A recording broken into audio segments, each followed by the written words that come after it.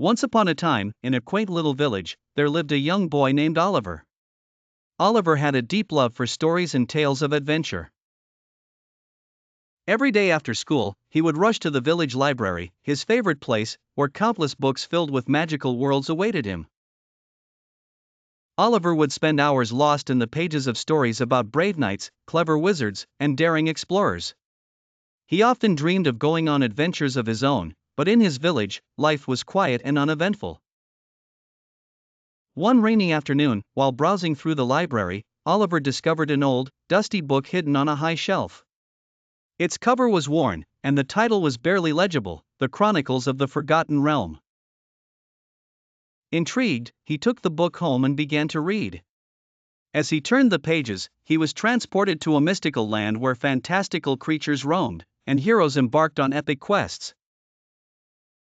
The more he read, the more he felt a connection to the characters and their adventures. Inspired, Oliver decided he wanted to create his own story. That night, he wrote about a young hero who set out to save a kingdom from a terrible dragon. He poured his heart into the tale, crafting vivid scenes and exciting battles. The next day, he gathered his friends and told them his story, bringing it to life with his words. His friends were captivated, cheering for the hero and gasping at the thrilling twists.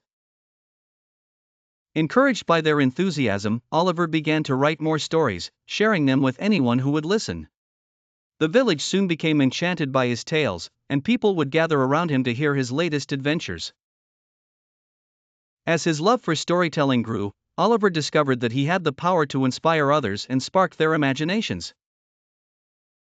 He realized that even in a quiet village, stories could create magic and bring people together. From that day on, Oliver became known as the village storyteller. With each tale, he transported his listeners to far-off lands, reminding them that adventure could be found anywhere, as long as they believed in the power of stories. And so, he lived happily, surrounded by friends and filled with endless inspiration.